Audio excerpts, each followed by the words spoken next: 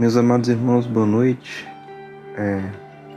Devido à situação, ao contexto emergencial em que nós nos encontramos nesse momento, o repique da doença na nossa cidade, fomos obrigados a retomar algumas práticas de culto com as quais nós não estávamos acostumados, que é esse formato online, esse formato distante, esse formato cada um na sua casa.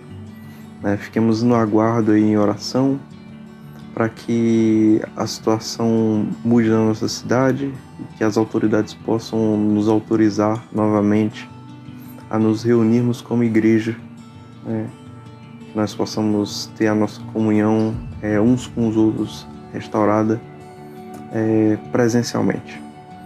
Nós iremos iniciar o nosso culto essa noite com uma leitura bíblica no livro de Gênesis, capítulo 28. Nós iremos ler o verso 16, que nos diz o seguinte: Despertado Jacó do seu sono, disse: Na verdade, o Senhor está nesse lugar, e eu não o sabia. Se nós perguntarmos a qualquer pessoa, seja ela cristã ou não cristã, sobre alguns atributos, algumas qualidades que Deus tem, ela vai lembrar dos 3 Os. Ela vai que Deus é onisciente, que Deus é onipotente, mas sobretudo que Deus é onipresente. E se nós pudermos nos lembrar dessas, quando nós listamos essas 3 qualidades, certamente a primeira da qual nós nos esquecemos diante de uma dificuldade é essa: o Senhor é onipresente. E é isso que de fato acontece com Jacó nesse texto. Ele diz que o Senhor está nesse lugar, mas ele não sabia. Então, diante de uma situação tão dramática a qual nós passamos nesse momento, diante de uma situação tão adversa, nós temos que nos lembrar: o Senhor está presente nesse lugar. Ainda que nós não nos rendamos conta, ainda que nós não tenhamos consciência disso, nós precisamos confiar que o Senhor, Ele é Deus, e Ele é onipotente, onisciente, mas sobretudo Ele é onipresente. Ele está presente nessa situação. Quando eu lembro de alguns anos atrás, em que nós víamos alguns setores do meio cristão tão preocupados com essa relação política, de certo modo meu coração se entristecia com aquilo ali, porque eu via pessoas confiando mais em homens do que em Deus. Diante de uma situação tão calamitosa que nós vemos que a política ela não é capaz de resolver todos os problemas da humanidade. Então, a solução para esse momento é deixar a politização, deixar essa problematização da política um pouco de lado e nos humilharmos diante do Senhor. Fazer aquilo que 2 Crônicas diz que nós devemos fazer: nos humilhar, nos prostrar, buscar ao Senhor de todo o coração, para que Ele sare a nossa terra e que nós possamos retornar aos poucos a nossa vida cotidiana do jeito que nós estamos acostumados a fazer.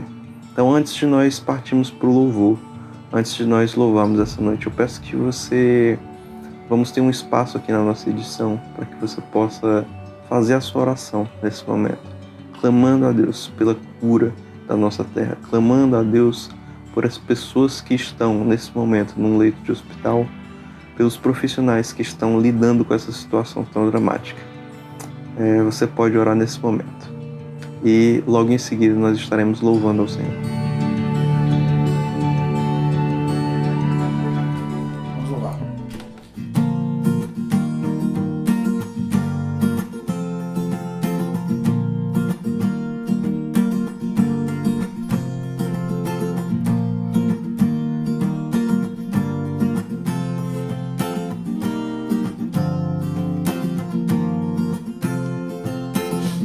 Eu vejo a glória do Senhor hoje aqui, a sua mão, seu poder sobre mim.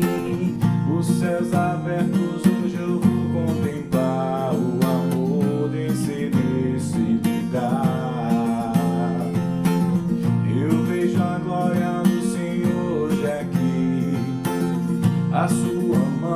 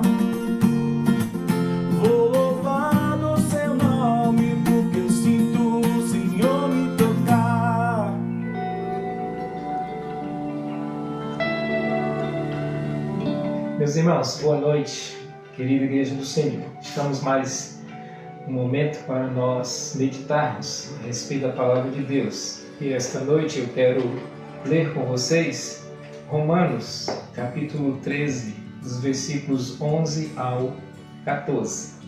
E diz assim o texto: E fazer isto, conhecendo o tempo, já é hora de despertarmos o sono, porque o nosso Salvador está agora mais perto de nós do que quando aceitamos a fé. A noite é passada e o dia é chegado.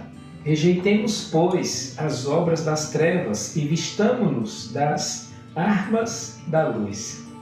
Andemos honestamente como de dia, não em glutonarias, nem em bebedeiras, nem em orgias e dissoluções, nem em contendas e inveja. Antes, revesti-vos do Senhor Jesus Cristo, e não tenhais cuidado da carne em suas concupiscências. Amém? Que Deus nos dê a sua palavra e ela habite em nossos corações. Ora, queridos, nesses versos, o apóstolo Paulo, no capítulo 13, ele começa ali do versículo 1 até o versículo 7, falando a respeito de como deve ser a nossa postura em respeito às autoridades, né? Em respeito também à nossa cidadania, como deve ser o nosso mover enquanto cidadãos. E dos versos do 8 ao 10, do capítulo 13, ele vai falar do relacionamento para com os outros, a importância do amor. Ele vai dizer que se a gente ama, a gente cumpre a lei. Tá? E nesses versos, que é o que nós lemos aqui, do 11 ao 14, ele estará nos orientando de como nós devemos agir, qual é o nosso proceder a partir do conhecimento do tempo de Deus. E tempos é o que nós estamos passando agora, não é? Os tempos difíceis. Então, ressalta aos olhos, né, de todos nós a importância de nós realmente compreendermos o tempo e as situações que envolvem o tempo que nós estamos vivendo agora. Muito bem, o versículo 11 diz assim: fazer isto conhecendo o tempo. Né? É necessário a gente entender e compreender o tempo no qual nós estamos vivendo. A nossa sociedade ela tem se tornado escrava desse tempo. Né? Todo mundo, ou quase todos, sem exceção, são levados, né, a usar o relógio para que possam controlar a vida cuidadosamente. Né? A partir do tempo, né? O tempo está passando, olha, já passou, olha, né? Então a gente fica assim. Agora eu digo que o mais importante, como o próprio texto diz, conhecendo o tempo, é que nós precisamos conhecer o tempo de Deus. Nós precisamos entender, especialmente, não apenas o tempo de Deus, mas especialmente o tempo que nós estamos vivendo agora, né? O Kairos de Deus, o aqui e o agora.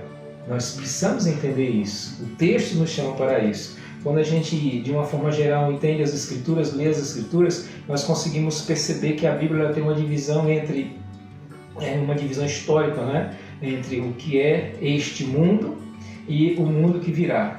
O mundo agora e o mundo vindouro.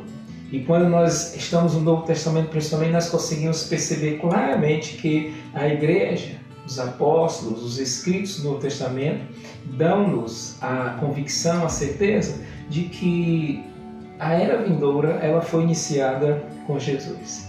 Quando Jesus veio ao mundo, ali iniciou-se a era vindoura e nós aguardamos a sua segunda vinda, a parousia do Senhor, a volta do Senhor. Ali será, de fato, a consumação dessa era vindoura com exatamente a nova era, né? A nova era do reino de Deus eternal. Então nós podemos entender o tempo assim. Jesus já veio, nós estamos vivendo nessa expectativa da volta do Filho de Deus. E os tempos cada vez mais nos apertam. Por isso é interessante, como diz o versículo 11 no início, fazer isso conhecendo o tempo. Seguindo no versículo 11, o apóstolo Paulo vai destacar 3 referências ao tempo. Tá? No versículo 11 ele vai destacar 3 referências. Já é hora de despertarmos o sono, porque a nossa salvação agora está mais perto de nós do que quando aceitamos a fé. E na parte A do versículo 12 diz assim: a noite é passada e o dia é chegado. Então há 3 referências aqui quanto ao tempo que nós devemos estar atentos. A primeira ele diz, chegou a hora, né? Chegou a hora, já é hora, né, de despertarmos, a hora é chegada, né? Literalmente já é, né? Então nós precisamos estar atentos para isso, precisamos acordar como igreja, levantar-nos como servos do Deus Altíssimo, que foram transformados, renovados, que tem o Espírito Santo que nos capacita para a sua obra. É hora de nós nos levantarmos, irmãos, como igreja e não ficarmos como que estivéssemos dormindo, né, ou sonolentos, atentando para os rudimentos desse mundo, nos assustando quando o inimigo, né, causa um estrondo maior ali ou acolá, quando o ser humano realmente desprovido do Espírito Santo do Senhor age com atitudes maléficas, né? E a gente fica quase que impedido de viver, preocupado demais ou totalmente alheio a essas situações. Não. O texto diz claramente que é hora de nós acordarmos. Desperta a igreja que dorme, levante-se para a obra do Senhor. Tá? A segunda característica que ele aborda a respeito desse tempo, não é? É que a nossa salvação ela está mais próxima do que quando cremos, né? A salvação ela está mais próxima. E é claro que a salvação é um termo abrangente, né? E amplamente a salvação ela vai falar da justificação, que seria o tempo passado, né? Nós vivíamos sem justiça, vivíamos em pecados, condenados, mas Deus nos justifica em Cristo. Então, a salvação ela compreende a justificação, que seria o passado, mas ela compreende a salvação, que é o tempo presente, a santificação, que é o tempo presente. Ora, esse tempo presente são as nossas lutas diárias contra o pecado, estamos sendo santificados ou santificados por Deus, nos aproximando cada vez mais da sua vontade, é santificação, então é tempo presente. E uma outra característica da salvação, que compreende a salvação, justificação, santificação e glorificação. A glorificação, com certeza, diz respeito ao tempo futuro. Então, quando o apóstolo Paulo diz a nossa salvação está mais próxima, ela está falando, com certeza, desse tempo, né? Dessa característica, a glorificação, quando nós seremos glorificados, quando nós seremos arrebatados, né? Essa herança eterna, ela está agora mais próxima de mim e de vocês, a herança do Senhor. E a terceira característica para a qual ele atenta aqui em relação ao tempo é que o versículo diz assim, no finalzinho, no começo do 12 diz assim, a noite é passada e o dia é chegado. Olha só, a noite é chegada. Noite tem muito a ver com o velho tempo das trevas, mas isso está quase acabando. A noite é passada, é como se dissesse assim, nós já vivemos a maior parte da noite. Está bem pertinho do dia clarear, né? O dia final, o dia da volta de Cristo, ele está bem aí, ele logo chega, é isso que o apóstolo Paulo está nos levando a ficarmos atentos. Nós precisamos então estarmos alertas a esta condição. Tá? Nós não sabemos a hora que o Filho do Homem há de vir, mas uma coisa eu sei, uma coisa nós sabemos, nós os que cremos, que Ele veio a primeira vez, que Ele virá a segunda vez, e que logo o Senhor chega. O Senhor está às portas, né? Como diz o versículo 12, a noite é passada e o dia é chegado. Portanto, olha só, nós precisamos atentar para essas características para que nós possamos conhecer o tempo no qual nós estamos vivendo. O tempo é agora. É hora da igreja despertar, é hora da igreja levantar, é hora da igreja vestir-se, né, das roupas do Senhor Jesus. Aqueles que estão dormindo, na questão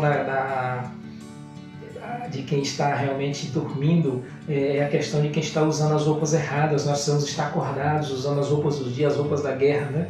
Para pensar lá em Efésios capítulo 6. Estamos numa luta, irmãos. Então, é hora de acordar, é hora de despertar, porque a salvação está bem aí, né? O dia está bem próximo.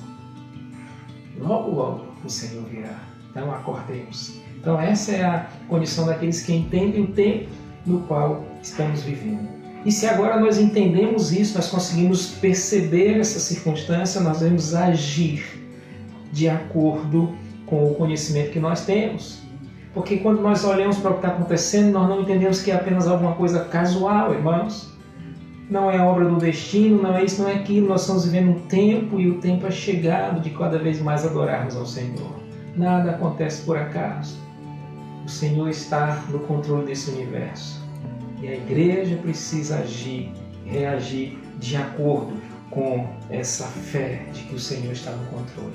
Então, como nós vamos agir? Como nós estamos reagindo? Como você está vivendo hoje? Apertado, né? São dias difíceis. Como nós estamos vivendo? O apóstolo Paulo diz no versículo, na parte B do versículo 12, ele diz assim: rejeitemos, pois. Ou seja, esse pois aqui tem aquela ideia de portanto, né?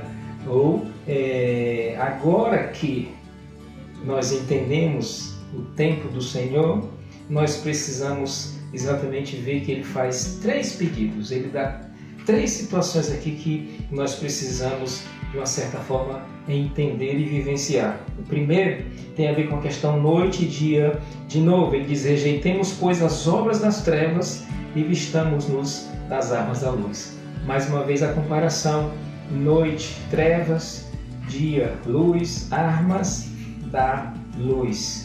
Nós temos que entender que nós já fomos despertados pelo Senhor. Nós estamos vivendo no mundo, mas nós estamos numa batalha.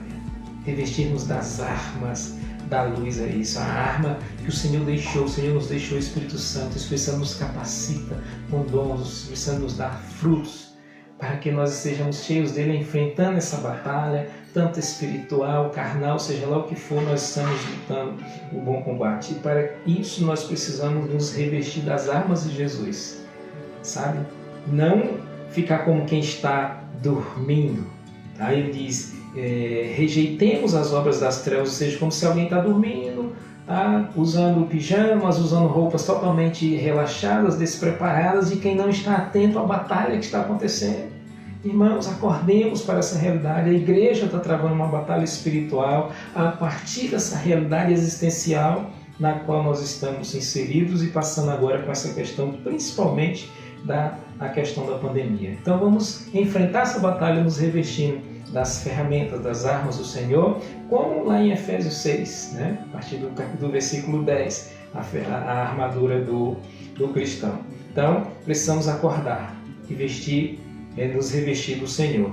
A segunda característica aqui que ele diz para nós estarmos atentos é com relação ao comportamento. Já que a gente está entendendo que esse é o tempo de Deus para a igreja agir cada vez mais, como deve ser o seu comportamento? Devemos ter um comportamento adequado. Devemos viver de maneira decente como filhos da luz e não como os filhos das trevas, como ele diz aqui, andemos honestamente como de dia, ou seja, filhos da luz, e não em glutonaria, ou seja, como os filhos das trevas, não em glutonarias, nem em bebedeiras, nem em orgias, dissoluções, nem em contendas e invejas. Então andarmos adequadamente nesse mundo como filhos da luz e não como filhos das trevas, que aproveitam, tá, da escuridão. Aproveitem do momento que estamos vivendo agora, em toda a sociedade, para viver suas orgias, suas bebedeiras, depravações, imoralidade sexual, invejas, desavenças. As pessoas estão vivenciando isso, se aproveitando de uma situação para se dar bem, uns para enriquecer, outros para ganhar fama, outros apenas para que a sua verdade seja reconhecida, né? Enquanto pessoas estão morrendo, enquanto não se faz investimento para a vida, pelo contrário, os investimentos são para a morte. Parece que tem gente mais ganhando com a morte do que com a vida. Tem mais gente ganhando com a notícia da morte que com a notícia da vida, do milagre. Né? Então percebe como vivem os filhos das trevas? Eu e você, se somos da luz, não devemos viver assim. Então precisamos entender que essas características, essas práticas, né, imorais, que demonstram que a pessoa está totalmente desprovida do sentimento de Cristo, elas não devem fazer parte da nossa vida. E, infelizmente, elas farão se nós não nos revestirmos do Senhor. Se eu e você não entendermos que nós temos alguém maior que está em nós e que precisamos obedecê-lo, sonhar os seus sonhos, né? Vivenciar as suas vitórias na nossa vida. Então, que cada um de nós possa perceber isso, tá? Que essa situação tem que ser como filhos da luz e não como filhos das trevas. Portanto, queridos, olha só, nos revestir do Senhor. É a terceira sentença, diz muito isso, né?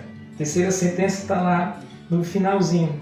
Agora revesti-vos do Senhor Jesus Cristo e não tenhais cuidado da carne em suas concupiscências. Ou seja, em outras palavras, Cristo ou nós?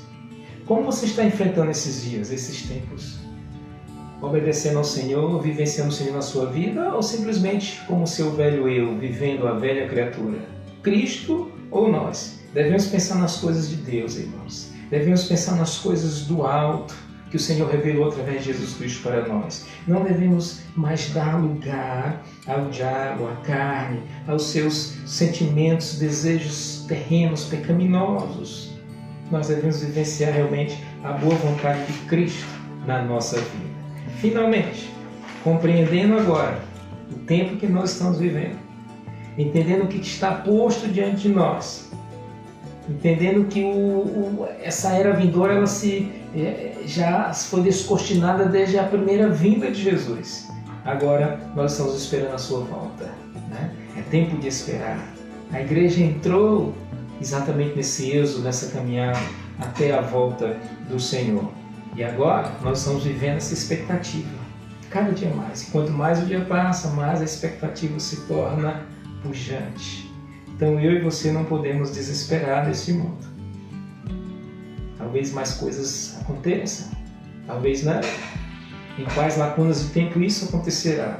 A verdade, o que eu posso dizer para você, é o que a palavra nos diz. E nada nesse mundo, nada, nem as angústias do presente que nós estamos enfrentando, o sofrimento do nosso próximo, as notícias de guerra, de morte, de desilusão, nada disso se compara ou pode se comparar ou substituir aquele momento quando o Senhor vier. O momento do resgate do seu povo, quando a palavra dele vai se cumprir verdadeiramente e a salvação estará consumada na nossa vida com a glorificação. Por isso, meus irmãos, quanto mais se aproxima o dia do Senhor, vivamos alegremente nos nossos dias, mesmo reconhecendo que eles são difíceis, mas entendendo que é uma batalha, é a minha batalha, é a sua batalha, é a batalha da igreja, lutar o bom combate. Então façamos isso em Cristo. Lutemos em Cristo, pois em Cristo morremos, mas em Cristo nós seremos ressuscitados. Para a glória de Deus Pai. Que Ele nos abençoe e que nós sigamos firmes, lutando o bom combate e entendendo o tempo do Senhor para a minha, para a sua vida. Amém.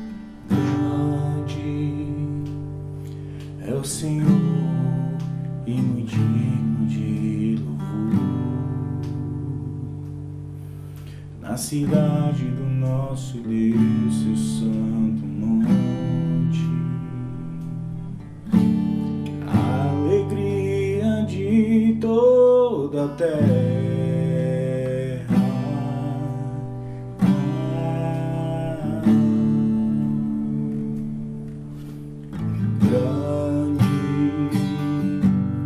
O Senhor em que nós temos a vitória, que nos ajuda contra o inimigo. Por isso diante dele nos prostramos.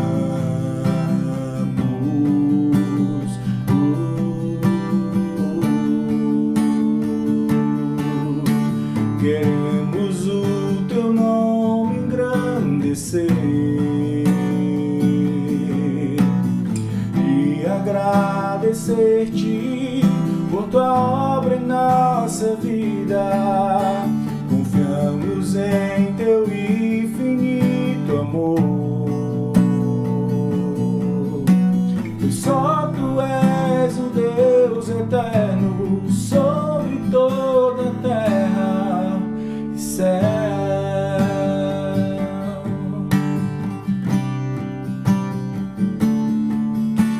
Queremos o teu nome engrandecer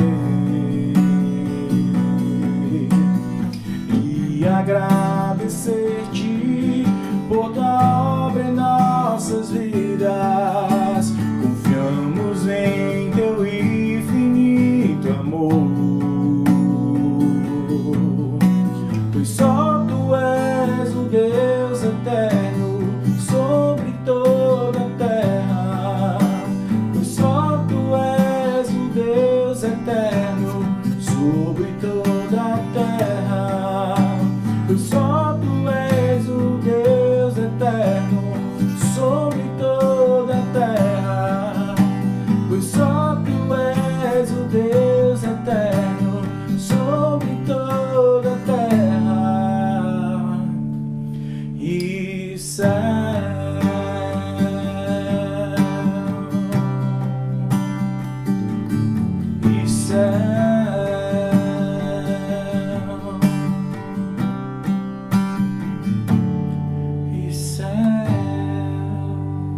Olá, meus irmãos, quero levar agora você a refletir nesse momento de ofertas e dízimos, olhando para o texto de Neemias, percebendo o contexto que foi escrito.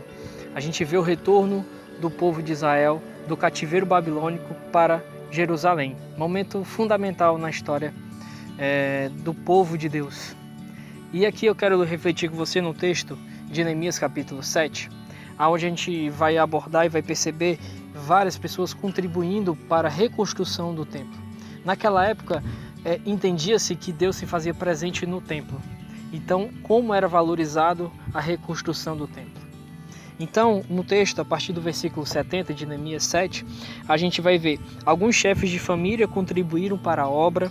No versículo seguinte, a gente vê também o governador, a gente vê o restante do povo também envolvido nessa construção, os sacerdotes, os levitas, os porteiros, os cantores, todos contribuíram para a reconstrução do templo. Isso é maravilhoso e a gente vive nesse momento de pandemia, esse momento mais uma vez que a gente tem que fazer esses vídeos, onde a gente não está tendo contato presencial, mas a gente nunca deve perder essa essência, esse princípio de que a igreja é o corpo de Cristo e que quando a igreja está envolvida, Deus também se faz presente, tá?